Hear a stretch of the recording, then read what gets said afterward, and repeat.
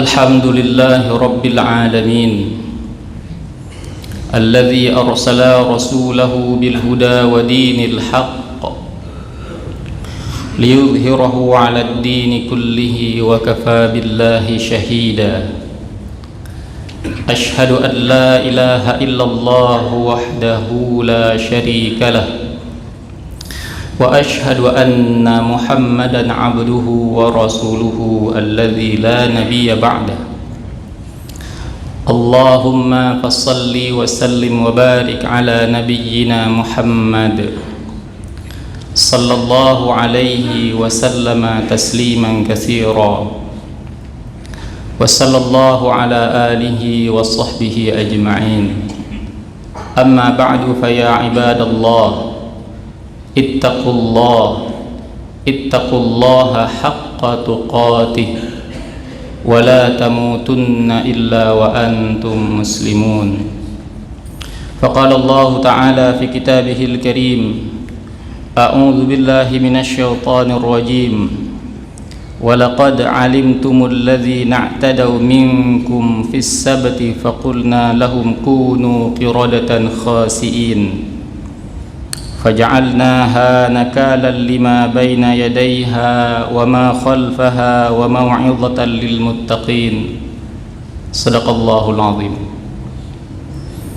Sidang jamaah Jumat yang dirahmati Allah Subhanahu wa taala, pada kesempatan yang singkat ini khatib ingin mengajak diri khatib sendiri dan juga sidang jamaah sekalian untuk mengambil pelajaran dari salah satu firman Allah Subhanahu wa taala, yang di sana Allah Subhanahu wa taala menceritakan kepada kisah Ashabus Sabt, kisah orang-orang yang melanggar di hari Sabtu, kisah orang-orang yang melakukan pelanggaran di hari Sabtu. Kisah ini diceritakan oleh Allah Subhanahu wa taala di dalam surah Al-Baqarah. Kemudian Allah ulang lagi di surah Al-Maidah, dan Allah menjelaskan kisah ini secara panjang lebar dalam surah Al-A'raf. Sebagaimana kita ketahui bersama, pada masa Bani Israel dulu Allah Subhanahu wa taala menetapkan untuk mereka satu hukum, bahwa mereka diperintahkan untuk beribadah di hari Sabtu. Dan ada satu kaum yang tinggal di satu negeri. Ada yang mengatakan negeri itu bernama negeri Ila, ada juga yang mengatakan negeri itu bernama Ailah. Mereka tinggal di pesisir, mereka berprofesi sebagai nelayan. Dan sebagaimana perintah Allah tadi, Allah memberikan kepada mereka larangan untuk tidak memancing ikan di hari Sabtu. Dan pada saat yang sama Allah Subhanahu wa taala menguji mereka. Ternyata setiap kali hari Sabtu tiba, justru ikan melimpah. Dan sebaliknya pada hari-hari yang lain, ikan begitu susah didapati. Dan kemudian mereka tergoda untuk mengakali perintah Allah Subhanahu wa taala. Sehingga ketika pagi sore Jumat, mereka pun kemudian memasang jala. Bahkan ada di antara mereka kemudian menggali lubang dari arah lautan menuju ke tempat-tempat mereka, sehingga ketika pasang tiba, ikan-ikan tadi akan dibawa oleh arus menuju ke tempat mereka, sehingga pada hari Minggu tiba, mereka pun kemudian mengambil ikan itu dengan begitu mudahnya. Ketika melihat apa yang mereka lakukan, kemudian muncul sebagian dari mereka memberikan peringatan bahwa apa yang mereka lakukan adalah sebuah bentuk pelanggaran. Mereka memberikan peringatan agar mereka meninggalkan apa yang mereka lakukan itu. Tapi kemudian muncul kelompok yang ketiga. Mereka justru bukan mencela orang-orang yang melanggar perintah Allah Subhanahu wa taala, tapi justru mereka mencela orang-orang yang memberikan peringatan. Mereka mengatakan, wa idz qalat ummatum minhum lima ta'iduna qaumanillahu muhlikuhum aw mu'adzibuhum 'adzaban syadida. Kenapa kamu memberikan peringatan, melarang mereka untuk berbuat hal itu? Mereka bukan mencela orang yang melakukan pelanggaran, tapi justru mereka mencela orang yang memberikan peringatan. Seolah-olah mereka ingin mengatakan, untuk apa ribut-ribut? Untuk apa ribut-ribut? Toh kalau mereka melakukan itu mereka akan diazab. Mereka pilih sendiri azab itu. Silakan mereka pilih mau diazab atau mau diberikan rahmat oleh Allah Subhanahu wa taala. Kamu ngapain ribut-ribut? Kepu karu-karu. Awaknya kadepu nyo neraka, pilih neraka. Nyo syurga, pilih syurga. Itu apa ribut-ribut? Kisah ini lagi-lagi memberikan peringatan kepada kita bahwa ternyata sejarah berulang. Bahwa di kemudian hari juga ada muncul orang-orang yang justru tidak memahami bahwa ketika dia dikatakan beriman, salah satu yang harus dilakukan oleh orang beriman itu adalah pekerjaan amar ma'ruf nahi mungkar. Pada diri kita semua terdapat satu tanggung jawab. Ketika di hadapan kita ada kemungkaran, kita justru harus mencegahnya semampu kita, bukan kemudian membawa kemungkaran itu dan menyuruh orang untuk memilih.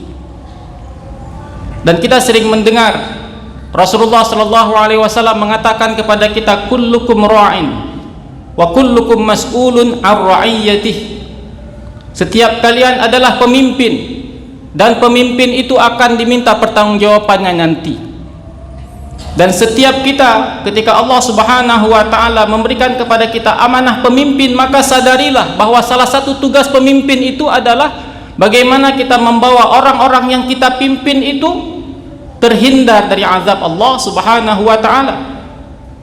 Ketika kita pada hari ini sebagai orang laki-laki, kita menikah, kita menjadi pemimpin di dalam rumah tangga kita, maka ada tanggung jawab kita sebagai pemimpin keluarga.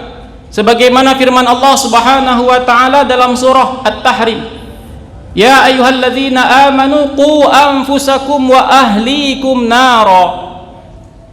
Wahai orang-orang beriman, selamatkanlah diri kalian dan anggota keluarga kalian dari azab api neraka. Dan bahkan Rasulullah SAW mengancam para pemimpin keluarga, para ayah yang mendiamkan kemungkaran ada di dalam rumahnya, bahwa mereka ini tidak akan mendapatkan surga dari Allah Subhanahu wa taala. Rasulullah SAW mengatakan, salasatun qad haramallahu alaihimul jannah. Ada 3 kelompok yang kepada mereka ini diharamkan oleh Allah Subhanahu wa taala untuk masuk ke dalam surga. Siapakah mereka? Yang pertama, mudbinul khamar, orang yang kecanduan minum khamar. Yang kedua, al-aqu, orang yang durhaka kepada kedua orang tuanya. Dan yang ketiga, wad-dayyut. Siapa dayyut ini? Seseorang yang mendiamkan anggota keluarganya berbuat kemungkaran. Seorang kepala keluarga yang tidak memiliki kegelisahan, kecemburuan ketika anggota keluarganya melakukan kemungkaran. Ketika kita menjadi pemimpin rumah tangga, ada kemungkaran di rumah kita, justru kita harus mencegahnya karena kita punya kuasa. Bukan kemudian kita mengatakan kepada anak-anak kita, nah itu di atas meja makan ada daging ayam, kemarin bapak bawa pulang daging babi. Daging babi haram, daging ayam halal. Silakan kamu pilih, kamu mau makan daging babi apa daging ayam. Mendiamkan kemungkaran saja akan mendatangkan kemurkaan dari Allah Subhanahu wa taala, apalagi kemudian kita membawa kemungkaran itu ke tempat kita memimpin. Dan seyogyanya ini yang harus kita sadari, khususnya kepada kita yang pada hari ini Allah berikan kepada kita amanah untuk memimpin. Begitu juga ketika Allah Subhanahu wa taala memberikan kepada kita amanah untuk memimpin satu negeri, satu negara. Tanggung jawab kita bukan hanya membuat jalan, tanggung jawab kita bukan hanya mendirikan bangunan, tapi salah satu tanggung jawab kita adalah bagaimana tempat-tempat kita memimpin, kemungkaran-kemungkaran itu bisa dilenyapkan. Tidak ada gunanya kita pada hari ini mendirikan bangunan, membuat jalan yang mulus, tapi pada saat yang sama ketika kita memimpin justru kemungkaran tumbuh subur di tempat kita. Inilah mengapa Utsman bin Affan mengatakan ada kemungkaran-kemungkaran yang tidak bisa dihapuskan oleh Al-Quran, tapi dihapuskan oleh kekuasaan. Kita ambil contoh khamar, minuman keras. Di dalam Al-Quran jelas disebutkan bahwa minuman keras itu haram, dan juga disebutkan apa balasan orang yang melanggar aturan Allah Subhanahu wa Ta'ala. Di dalam Al-Quran jelas dikatakan zina itu haram, dan apa hukuman bagi mereka jelas semua. Ada orang-orang yang karena keimanannya cukup ayat-ayat itu mencegah mereka dari kemungkaran, tapi kenyataannya walaupun ayat-ayat itu menceritakan keharaman khamar, keharaman zina dan lain sebagainya, tapi ada orang yang kemudian berani melakukan praktek-praktek itu. Disinilah kemudian fungsi kekuasaan, disinilah peran penguasa itu harus muncul, sehingga dengan kebijakan yang dia buat, peraturan yang dia buat, kemungkaran-kemungkaran di tempat dia pimpin itu bisa dibinasakan, bisa dilenyapkan. Bukan kemudian ketika dia memimpin, dia justru mendatangkan kemungkaran-kemungkaran yang baru. Sidang jamaah Jumat yang dirahmati Allah Subhanahu wa Ta'ala, dalam konteks pada hari ini kita berada di satu negeri bernama Aceh, dan sejak tahun 2003 Aceh ini sudah diberikan otonomi untuk menerapkan syariat Islam. Dan pada hari ini sudah masuk tahun 2023 di pertengahan. Artinya sudah 20 tahun syariat Islam ini diterapkan di negeri ini. Dan kita sama-sama menyadari dan mengakui bahwa penerapan syariat Islam di negeri Aceh ini masih jauh dari kata sempurna. Masih banyak kekurangan-kekurangan di berbagai macam sisi. Tapi jangan sampai ketika kita melihat ada begitu banyak kekurangan, justru kemudian kita mengatakan tidak perlu lagi syariat itu.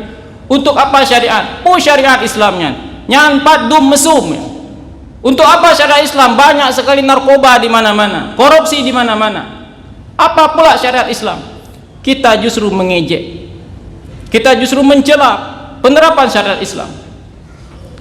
Padahal penerapan syariat Islam itu butuh waktu, butuh tenaga, butuh perjuangan. Tidak hanya membutuhkan air mata, keringat, bahkan darah. Kita tidak tahu kapan di kemudian hari Allah Subhanahu wa Ta'ala akan memberikan kepada kita kemudahan-kemudahan agar kita bisa menerapkan hukum-hukum Allah di dalam muka bumi ini.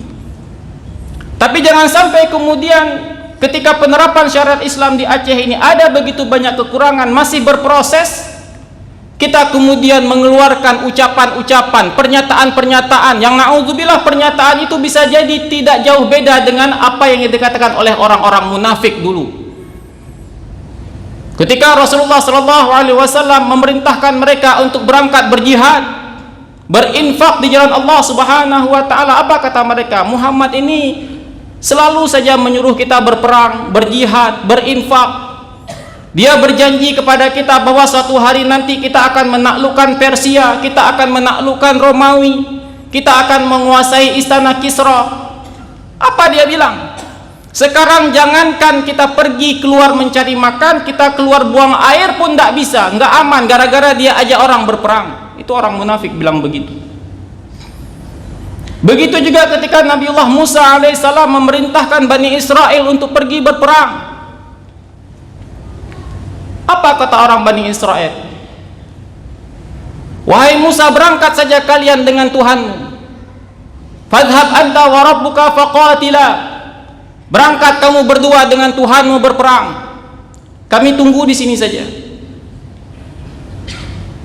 Ketika orang-orang beriman berinfak di jalan Allah Subhanahu wa Ta'ala, mereka justru mencela. Muhammad kemarin menjanjikan kita akan menaklukkan Romawi Persia. Jangankan menaklukkan Romawi dan Persia, sudah puluhan tahun kita berjuang berperang. Ka'bah saja pada hari ini masih dikuasai oleh orang musyrik. Ka'bah di mana kita itu berkiblat ketika sholat, di sekelilingnya masih ada berhala-berhala. Pegah oleh Muhammadnya. Kamu tonton tanya berjuang, sudah bertahun-tahun kita berinfak, mana hasilnya? Tidak ada hasilnya. Begitulah orang-orang munafik mengeluarkan kalimat-kalimat itu. Mereka bukan mencela orang-orang yang membangkang kepada Allah Subhanahu wa Ta'ala, tapi justru mereka mencela orang-orang yang berjuang di jalan Allah Subhanahu wa Ta'ala. Tidak perlu lagi berjuang, tidak perlu lagi berinfak, sama saja nasib kita. Dan inilah orang-orang munafik pada saat itu. Dan ucapan mereka tentu saja akan berakibat murka dari Allah Subhanahu wa taala. Fa'tabiru ya ulil absar la'allakum turhamun.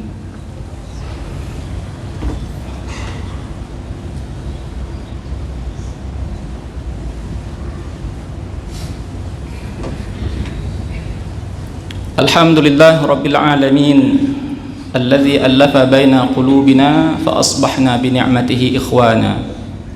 Asyhadu an la ilaha illallah wahdahu la syarika lah wa asyhadu anna Muhammadan abduhu wa rasuluhu alladzi la nabiyya ba'da. Allahumma fassalli wa sallim wa barik ala nabiyyina Muhammad sallallahu alaihi wa sallama tasliman katsira. Wassallallahu ala alihi wa sahbihi ajma'in. Amma ba'du fa ya ibadallah